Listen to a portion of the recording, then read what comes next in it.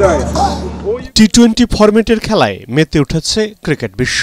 ছেলেদের বিশ্বকাপ শেষ হতে না হতেই মাঠে গড়াচ্ছে টি-20 ফরম্যাটের নারী এশিয়া কাপ।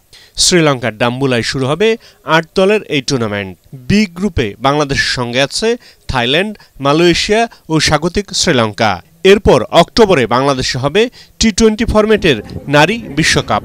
এশিয়া কাপকে বিশ্বকাপের প্রস্তুতির মঞ্চ বলে মনে করেন বাংলাদেশ দলের বোলার মারুফা আক্তার।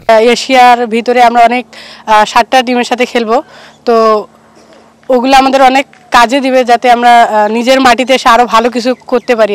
এদিকে নাহিদা আক্তার সুপ্তা জানান, এশিয়া কাপে ভালো পারফর্ম করে নিজেদের আত্মবিশ্বাস বাড়িয়ে ঘরের মাঠে বিশ্বকাপ খেলার সুযোগ পাচ্ছে বাংলাদেশ। সুযোগটা তারা কাজে লাগাতে চান। আমরা যদি সেমিফাইনাল যেতে পারি, সেমিফাইনাল যেতে ফাইনাল খেলতে পারবো, সো ওইখান থেকে একটা কনফিডেন্স থাকবে, ওই কনফিডেন্সটা আমাদের ওয়ার্ল্ড কাপে খুব কাজে লাগবে। বাংলাদেশ দলের wicket keeper batter Rubya Haider Jhilik তো এশিয়া কাপ শিরোপা জেতার প্রত্যাশাই করছেন।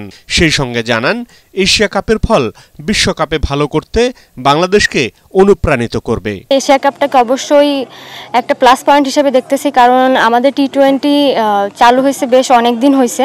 তো এশিয়া কাপে আমরা যদি একটা ভালো কিছু করতে পারি, আমার মনে হয় আমরা ওয়ার্ল্ড কাপের জন্য একটা ভালো প্রিপারেশন পেয়ে যাব।